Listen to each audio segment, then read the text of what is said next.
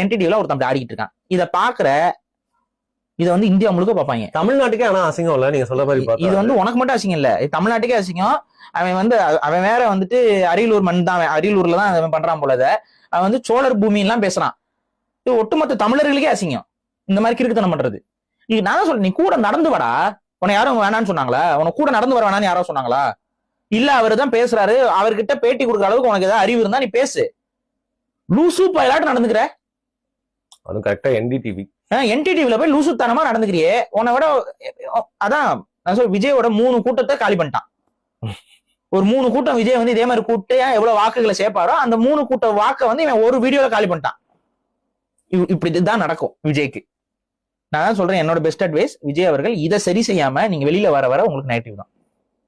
இதை நீங்க சரி செஞ்சுதான் ஆகணும். இவ்வளவு தற்குறித்தனமான கூட்டத்தை நீங்க வச்சுக்கிட்டு, அதான் டிஎம்கே ரொம்ப கேஷுவலா அஜித் ரசிகர்கள் எப்படிப்பட்டவர்கள் தெரியுமா? இது அதுக்கு மேல அஜித் ரசிகர்கள் எப்படி நடந்துக்குவாங்க தெரியுமா?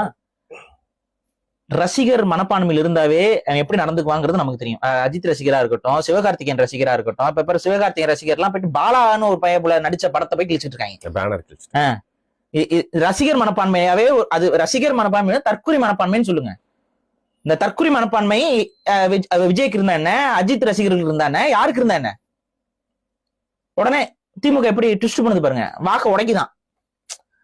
அதான் அஜித் ரசிகர்கள் வெர்சஸ் விஜய் ரசிகர்கள் அப்படி மோத விடுறது, இந்த வேலையெல்லாம் பண்ணுவாங்க. அப்போ உங்களை எந்த இடத்துல வச்சு அவன் அரசியல் பண்றான். இதை புரிஞ்சுக்கிட்டு நடக்கணும். அதுதான் வந்து விஜய் அவர்கள் இந்த கரவுட கண்ட்ரோல் பண்ண தெரியலனா இவர் அரசியலுக்கு தகுதியற்றவராக மாறிவிடுவார். இன்னும் நான் சொல்றேன், இந்த கூட்டம் பெரிய கூட்டம், அதுல யாருக்குமே மாற்றுக்கிறது இல்லை. ஆனா இந்த கூட்டமும் ஒரு ஆர்கனைஸ்டான ஒரு பெரிய கூட்டமா இருந்து ஒரு நாகரிகமான ஒரு பெரிய கூட்டமா இருந்துச்சுன்னா அது வந்து பாராட்டுதலுக்கு உரிய